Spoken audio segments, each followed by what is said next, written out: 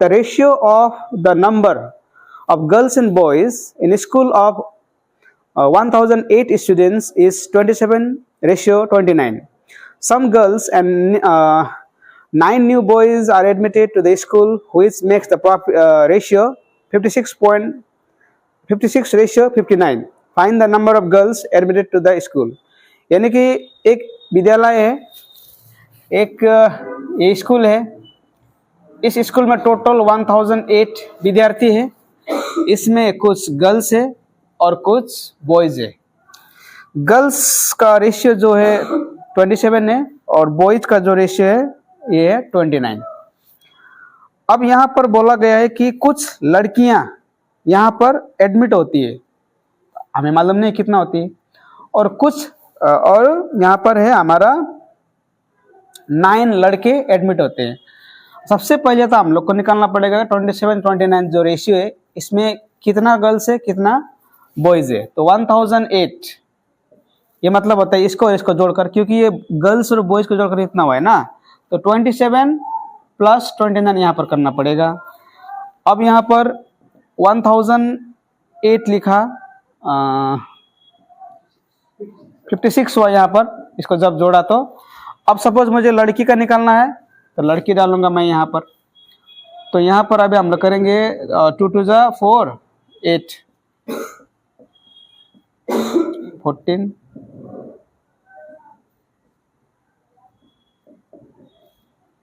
अब यहाँ पर हुआ 27 × 18,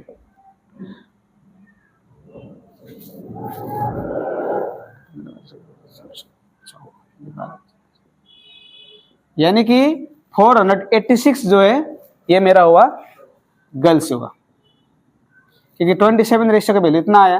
तो बॉयज कितना होगा? बॉयज यहाँ पर 1008 में मुझे 486 घटाना पड़ेगा।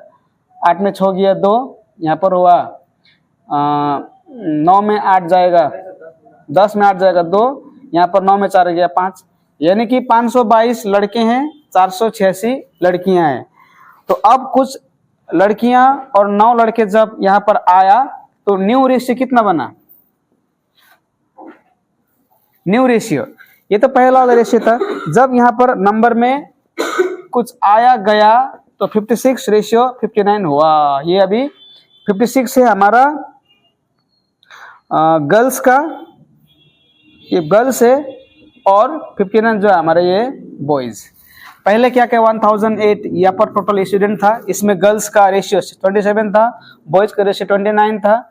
तो यहाँ से हम लोगों ने जब कैलकुलेशन किया तो लड़कियां 486 आया, लड़के 522 आया। सवाल में पूछा गया है कि कुछ लड़कियां यहाँ पर ऐड हुआ, यानी कि x नंबर ऑफ गर्ल्स हमें मालूम नहीं है, और 9 लड़के जब यहाँ पर ऐड हुआ तो नया रेशियो ये बना।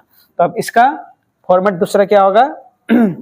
कुछ लड़कियां तो 27 + x होगा, और लड़के 20 कुछ लड़कियां यानी कि 486 में कुछ लड़कियां और 522 + 9। जब ये हुआ लड़कियों में इतना नंबर बढ़ा, लड़के में इतना नंबर बढ़ा, तो रेशियो बना इसका 56/59। यहाँ तक हमें समझना है। फिर से एक बार मैं समझा रहा हूँ। इतना लड़के था, इतना स्टूडेंट था, इसमें लड़कियां आया 486, लड़के आया 522, कुछ लड़कियां यहाँ पर ऐड हुआ, और जब लड़के 9 ऐड हुआ तो नया रेशियो बना 56/59। अब हम लोग इसको कैलकुलेशन करेंगे तो इसका आंसर आ जाएगा। यहाँ से अब कैलकुलेशन होगा, ये दोनों का मल्टीप्लाई होगा 48(6) × 59 + 59, इसका मल्टीप्लाई होगा, इसको भी मल्टीप्लाई जाएगा क्योंकि ये प्लस है, इक्वल टू ये और ये मल्टीप्लाई करना पड़ेगा। तो 522 और 9 कितना है? ये तो हम लोग 531 लिख सकते थे, ये और ये मल्टीप्लाई होगा 531 × 56। तो ये मल्टीप्लाई करेंगे, ये मल्टीप्लाई करेंगे तो कितना आएगा? 486 को 59 से 28674, ये हमारा आया 28674 प्लस ये आया हमारा 59। x इजिकल टू इसका कितना आएगा मल्टीप्लाई करने पर? 29736 इतना आया। तो 59x यहाँ पर लेते हैं, 29736, इसको हम लोग इधर ले जाएंगे तो माइनस होगा 28674। 59, x इज इक्वल टू 6 में 4 कितने 1062 हमारा आंसर घटाने से आएगा।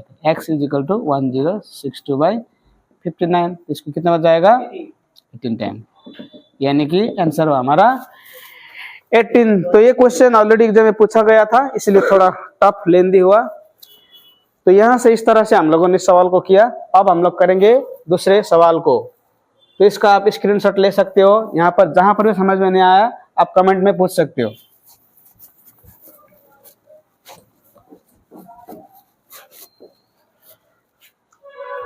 तो ये है हमारा दूसरा सवाल। अब if the ratio of income of two companies is 7:5 while it was found that the ratio of expenditure is 5:3, if both the companies save 10,000 rupees in each month, find the sum of monthly income of both company। यानी कि दो company है जिसका income का ratio of income का ratio, ये income है company one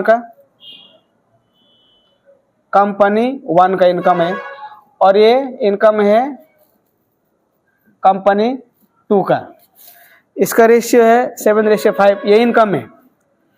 अब इसमें 10,000 रुपीज सेव करता है, 10,000 रुपीज सेविंग करता है। यहाँ पर 10,000 रुपया जो है ये लोग सेविंग करता है, 10,000 रुपया सेविंग करता है दोनों,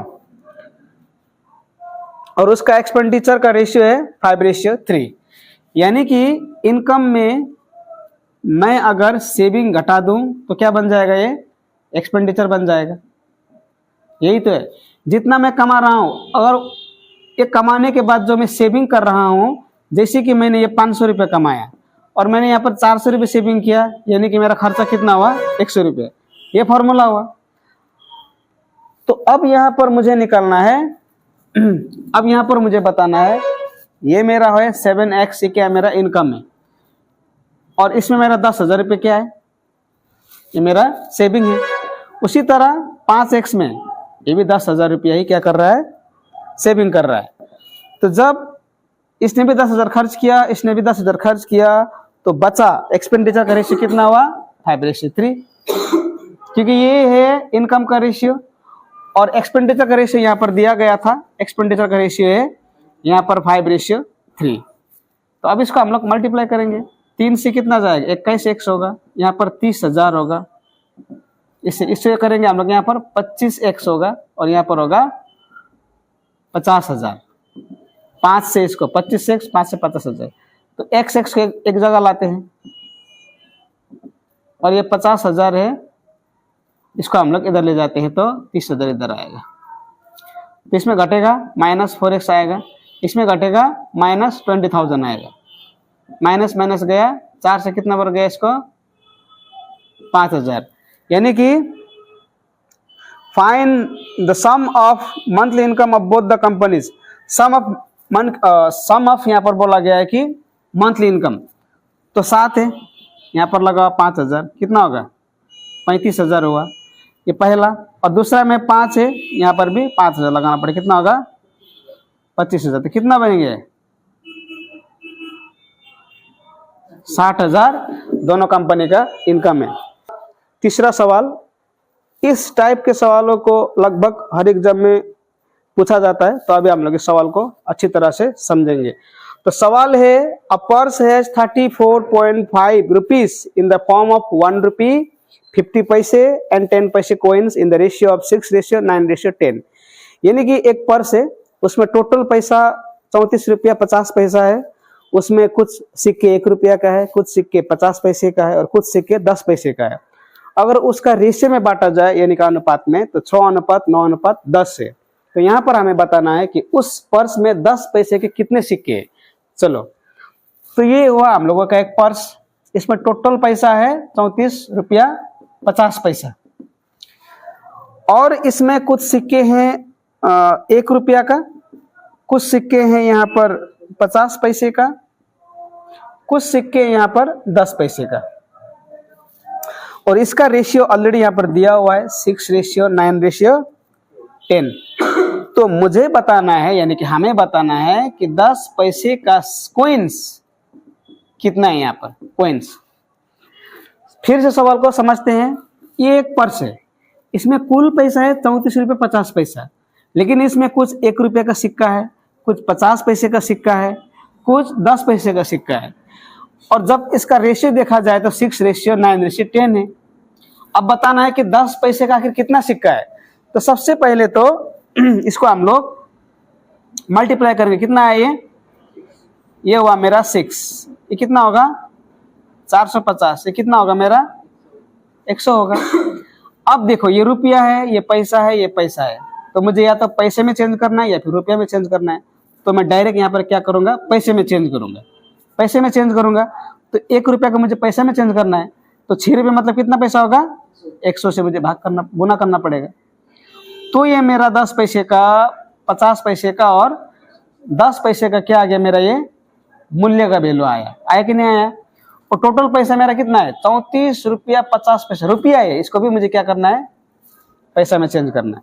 तो 600 400 कितना हुआ 1000, 1100 कितना हुआ यहाँ पर 50 हुआ, 34.5, 10 का हटाओ यहाँ पर 10 आएगा। तो यहाँ पर अब क्या आएगा मेरा, यहाँ पर 1150 आएगा। एक्स भी डाल सकते हैं लेकिन हम लोग एक्स नहीं डालेंगे। तो मुझे क्या का निकालना है अभी 10 पैसे का निकालना है ना, तो 10 पैसे का हम लोग निकालेंगे। यहाँ पर गया, ये भी गया, ये भी गया, तो कितना बचा इसको 5 से 2 बार, 5 से 3 बार, 5 से 6 बार, 5 से 9 बार, तो 23 से 3 बार गया, यानी कि कितना हो मेरा यहाँ पर 30। तो 10 पैसे के कितने सिक्के थे 30 सिक्के थे। तो यहां से हम लोगों ने इस सवाल का उत्तर किया। अभी आपको कोई समझने में प्रॉब्लम हो रहा है, परेशानी हो रहा है, तो यहाँ से पूछ सकते हो what is your problem here, understood. हाँ इसको हम लोग कर सकते एला 100 ले भागा कर, एला 100 ले भागा, हाँ एला 100 ले भागा, एला 100 ले भागा, तो ये है हमारा दूसरा सवाल, ये भी वैसे ही है। तो अभी हम लोग इसको देखेंगे। The ratio of the numbers of 10 rupees notes, 20 rupees notes and 50 rupees notes in the box given 3:5:7। The total number of case in the box 3360 rupees. Find the number of 20 rupees notes in that box. यानी कि एक box है, ये एक box है, इसमें 3360 रुपया total amount है। इसमें कुछ 10 रुपया का नोट है, कुछ 20 रुपया का नोट है और कुछ यहाँ पर है 50 रुपया का नोट। और रेशियो दिया हुआ यहाँ पर 3:5:7। तो मुझे बताना है यहाँ पर 20 रुपया के टोटल कितना नोट है, 20 रुपया का नोट कितना है। तो सभी रुपया में दिया हुआ है, इसलिए इसको चेंज करने का दरकार ही नहीं है। पैसा रुपया में होता था हम लोग चेंज करता। तो कितना आया 30, ये कितना आया 100, ये कितना आया 350। तो ये बराबर है हमारा ये 30, 100, 350 यानी कि 480 हुआ। तो 480 बराबर है 3360, क्योंकि ये मिला के कुल इतना है ना। तो 1 बराबर होगा 3360 बटे में 480। तो मुझे क्या का निकालना है 20 रुपया का। तो 20 रुपया का वैल्यू किधर है 7 है ना, कितना देगा इसका 12 4 48, 12 दूना 24, 12 8 96, 4 से कितना बचेगा इसको 4 से 14 बार जाएगा, 0 0 गया, 12 3 48, 12 दूना 24, 12 8 96, 2 दूना 4, 2 7 14, 2 दूना 4, 2 7 14। अब किधर क्या हुआ फिर इसका 3,360, 350, 480, 380, 480, 360, 0 0 गया, 12 4 48, 12 दूना 24, 12 96, 33, 2 दूना 4, 2 से 14 बार गया। चलो इसको हम लोग एक बार फिर काटते हैं, इधर गड़बड़ हो गई। 5 का निकाल 20 रुपये का निकालना है ना, तो वही तो गड़बड़ हो गया। 7 गुना 5 यानी कि 35, तो 7 लगा रहा। तो 20 रुपये का जो रेशियो है 5 है, इसलिए हमें यहाँ पर 5 डालना पड़ेगा। ये 30, 100 और 350 बराबर हो गया हम लोगों का ये। तो जोड़ के इसको टोटल से भाग करना पड़ेगा। और 20 रुपये का नोट का टोटल निकालने के लिए बोला था इसलिए 5, अगर 10 का पूछा होता तो 3, 50 का पूछा होता तो 7, तो मैं 7 लगा रहा था, इसलिए वहां पर आंसर 50 का आ रहा था। तो 35 हमारा इसका आंसर हो। तो आज के लिए हम लोगों ने इतना किया। तो जितना भी और इस तरह के इंपॉर्टेंट सवालों का हम लोग डिस्कस करेंगे, लेकिन नेक्स्ट वीडियो में। आज के लिए इतना ही। Thank you.